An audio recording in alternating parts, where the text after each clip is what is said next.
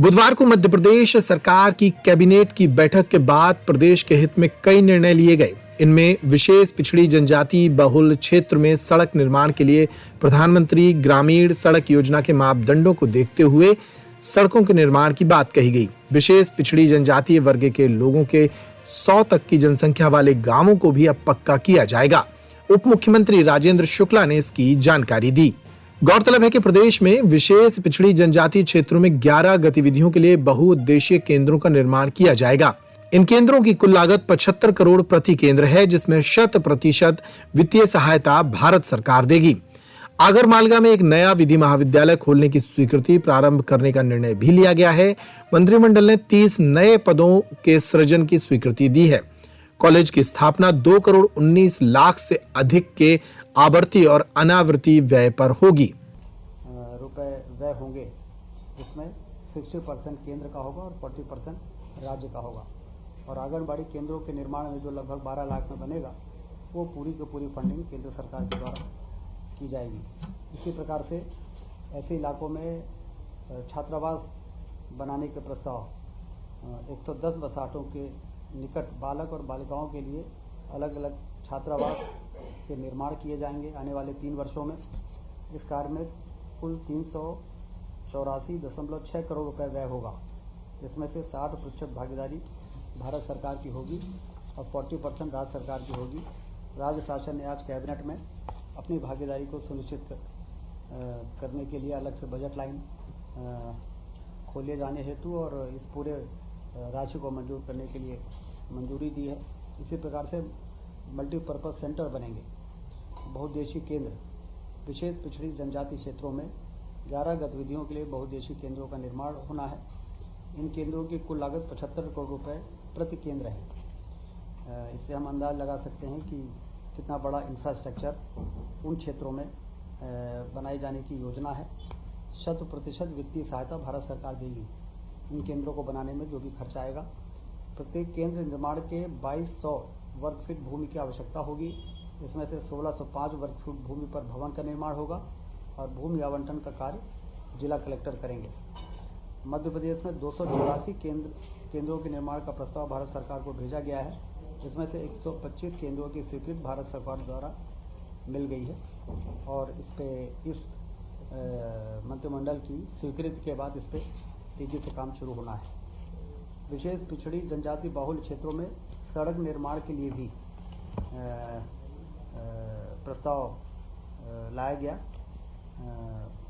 प्रधानमंत्री ग्राम सड़क योजना के जो मापदंड हैं, उसके अनुसार सड़क बनाई जाएगी। पिछड़ी विशेष जनजातियों की 100 तक की जनसंख्या वाले गांवों को भी पक्की सड़क से जोड़ा जाएगा। अभी तक प्रधानमंत्री सड़क योजना 250 तक की जनसंख्या को जोड़ने का रहा है, लेकिन इस योजना के आ जाने से प्रधानमंत्री जनमन से ये फ़ायदा है कि 23 जिलों के ऐसे पिछड़ी जनजाति क्षेत्रों में अब 100 तक की भी यदि जनसंख्या है तो प्रधानमंत्री सड़क से वहाँ पर सड़क बनाए जाएंगे। कुल 981 संपर्क विहीन बसाहटों में 2403 किलोमीटर लंबाई के 978 मार्ग एवं 50 पुल बनाए जाने का लक्ष्य है। अपने आप में बहुत बड़ा काम है कि उन इलाकों में जो सुदूर संपर्क विहीन रहे हैं, वहाँ पर हम 2403 किलोमीटर की सड़क बनाने का काम इस जनमन योजना के अंतर्गत अब मार्ग प्रशस्त हो जाएगा। इस कार्य में 3 वर्षों में 2454 करोड़ रुपए का निवेश किया जाएगा।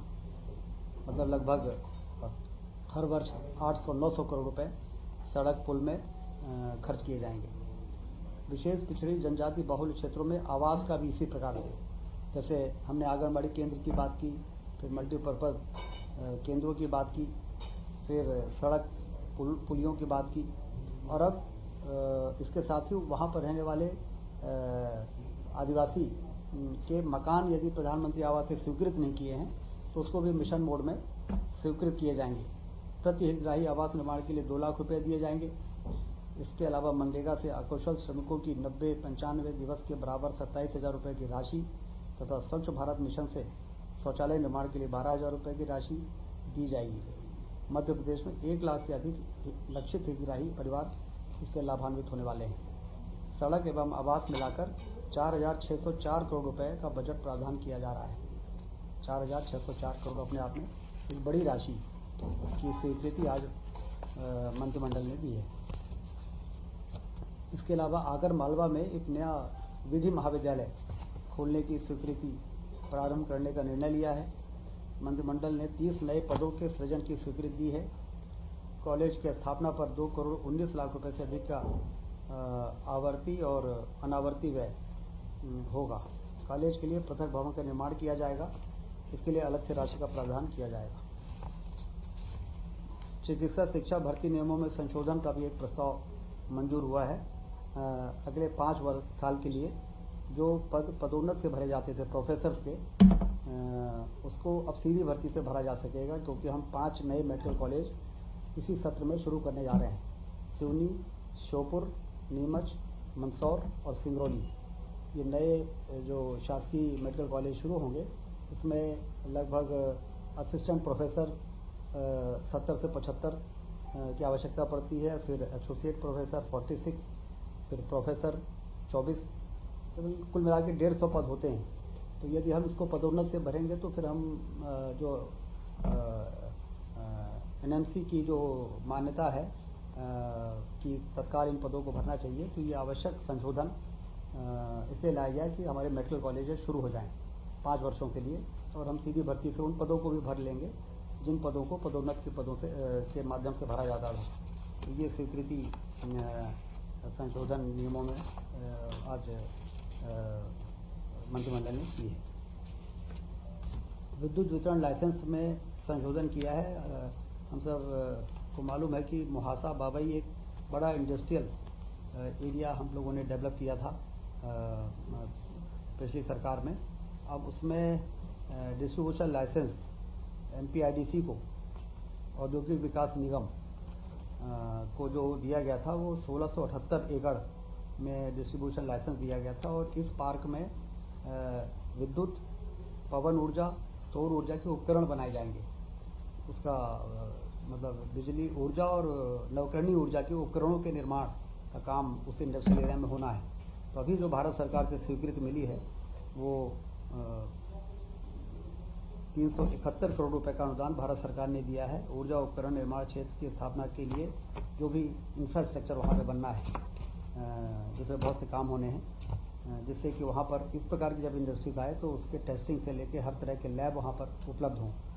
तो वो जो डिस्ट्रीब्यूशन लाइसेंस था, वो जो बहुत बड़े एरिया में था, उसको अभी संशोधन करते हुए सीमित किया गया है और 227 और 237 एकड़ के लिए वो संशोधन एक लाया गया है। बाद में नियामक में जाके उसको फिर बैटिंग कराई जाएगी, अप्रूवल कराया जाएगा।